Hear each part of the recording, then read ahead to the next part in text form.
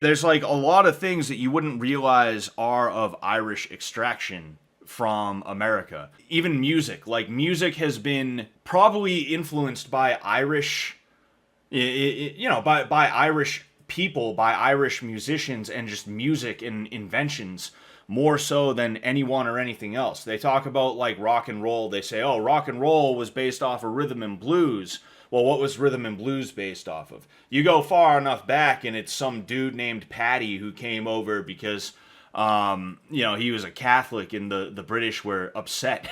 There's a lot of Irish influence in America that the Irish don't even get credit for. Instead, we get blamed for things and stuff like that. We get treated like shit.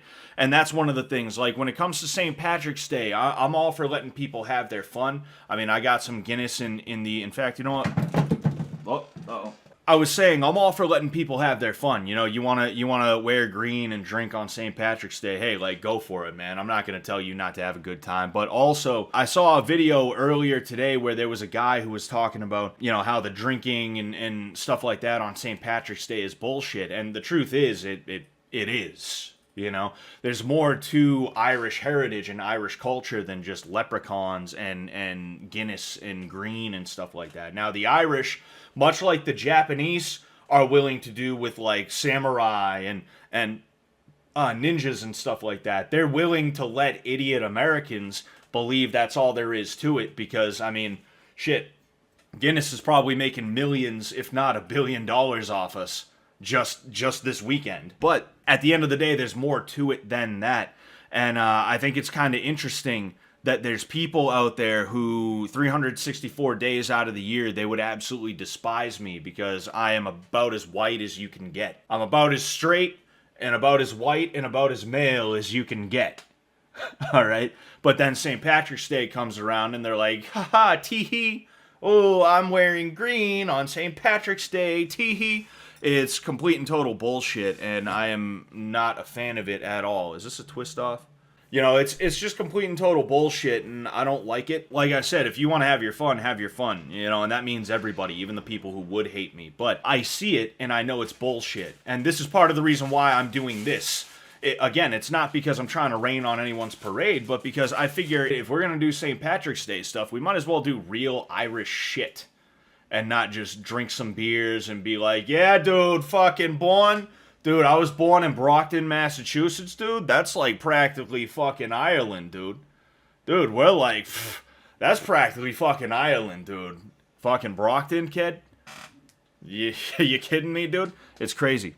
Man who brought water to LA and created Southern California was Irish. Oh yeah, like, so many Irish people have done so many good things in and for the country. It's insane. And a lot of it gets suppressed because it's not historically convenient or it's not politically correct. Like, there was a movie we watched, and the Civil War is a really big thing for me, specifically because I figured out that my ancestor, the one from Ireland who came to America, served in it, right? Before that, I really didn't know too much about the Civil War, though I did start studying it a little bit, just because I found the Civil War music. David Kincaid is a really good musician when it comes to the Civil War music, specifically Irish American Civil War music. We watched a movie in the 8th grade. It was called Glory, and it was about the 54th Massachusetts. The reason why this movie was made is because they were the first all-black regiment that served in the Civil War, not in the nation's history. When we were told about them, we actually believed that it was in the nation's history, but the 1st Rhode Island was the first all-black regiment in the nation's history, and it was in the Revolutionary War,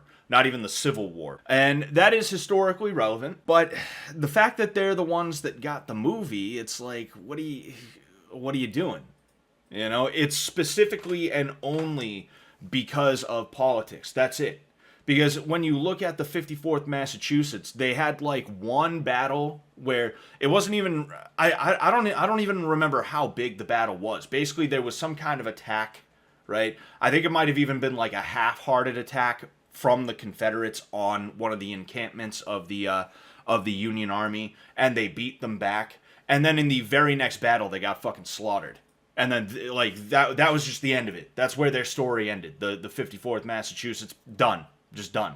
They lasted 2 fucking battles. Meanwhile, again, you got the Irish Brigade under Thomas Mahar, New York 69th, the Massachusetts 28th, I believe.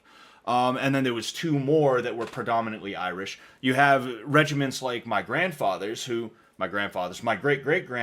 who it was mostly Irish and German immigrants in that regiment. And he was one of them. He was one of the Irish guys. They fought basically the entirety of the fucking war. And they served in like a crazy way. But the only thing that matters, I guess, is that, you know, a group of African Americans, a group of blacks got bitched the fuck out. Got absolutely blown the fuck out in 2 battles. And again, it's not even that I don't think they are historically relevant. They are. And to serve in a war is a gallant thing that should be appreciated and recognized. But the fact that they get the movie, meanwhile, there were so many Irish in the Civil War who came to America and were like, fuck, I guess we're fighting in this war now. It's like, dude, shut the fuck up. You know, there's no appreciation for that at all. And it's like, what are they going to do? Thank me? Like, no, of course not. What I mean is, there's no recognition, right? There's no understanding of what that really means. It disgusts me to a degree. I think both regiments, right? The New York 69th and the Massachusetts 54th, I think they deserve their own allotment of praise and things like that. But the overpraising of the 54th and the almost complete and total historical abandonment of the New York 69th, or like the 20th Massachusetts, again, which is the Harvard Brigade, the Harvard Regiment, that's the one my ancestor was in, and they served in every major battle other than Bull Run. They played some major or minor role in every one of those battles. They stopped Pickett's charge.